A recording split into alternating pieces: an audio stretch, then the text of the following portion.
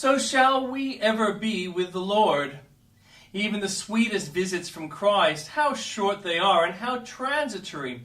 One moment our eyes seize to him and we rejoice with joy unspeakable and full of glory. But again a little time and we do not see him, for our beloved withdraws himself from us. Like a roe or a young hart, he leaps over the mountains of division. He is gone to the land of spices and feeds no more among the lilies. If today he deigns to bless us with a sense of pardon sin, he tomorrow may distress us, make us feel the plague within. Oh, how sweet the prospect of time when we shall not behold him at a distance, but see him face to face, when he shall not be as wayfaring man, tarrying but for a night, but shall eternally enfold us in the bosom of his glory. We shall not see him for a little season, but millions of years our wondering eyes shall over our Saviour's beauties rove, and myriad ages will adore the wonders of his love. In heaven there shall be no interruptions from care or sin, no weeping shall dim our eyes, no earthly business shall distract our happy thoughts. We shall have nothing to hinder us from gazing forever on the Son of Righteousness with unwearied eyes. Oh, if it be so sweet to see him now and then, how sweet to gaze on that blessed face for aye, and never have a cloud rolling between, and never have to turn one's eyes away to look on a world of weariness and woe. Blessed day, when wilt thou dawn? Rise, O unsetting sun. The joys of sense may leave us as soon as they will, for this shall make glorious amends.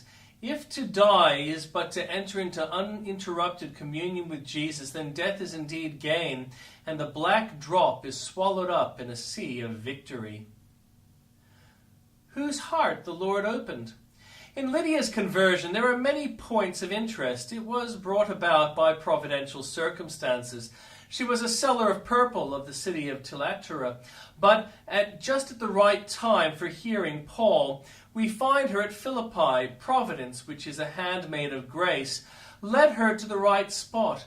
Again, grace was preparing her soul for the blessing, grace preparing for grace. She did not know the Savior, but as a Jewess, she knew many truths which were excellent stepping stones to a knowledge of Jesus. Her conversion took place in the use of the means. On the Sabbath she went when prayer was wont to be made, and there prayer was heard. Never neglect the means of grace. God may bless us when we are not in his house, but we have the greater reason to hope that he will when we are in communion with his saints. Observe the words, whose heart the Lord opened. She did not open her own heart. Her prayers did not do it. Paul did not do it. The Lord himself must open the heart to receive the things which make our peace. He alone can put the key into the hole of the door and open it and get admittance for himself. He is the heart's master as he is in the heart's maker. The first outward evidence of the opened heart was obedience. As soon as Lydia had believed in Jesus, she was baptized. It is a sweet sign of a humble and broken heart when the child of God is willing to obey a command which is not essential to his salvation, which is not forced upon him by a selfish fear of condemnation, but is a simple act of obedience and a communion with his master. The next evidence was love, manifesting itself in Acts' grateful kindness to the apostles. Love to the saints has ever been a mark of the true convert.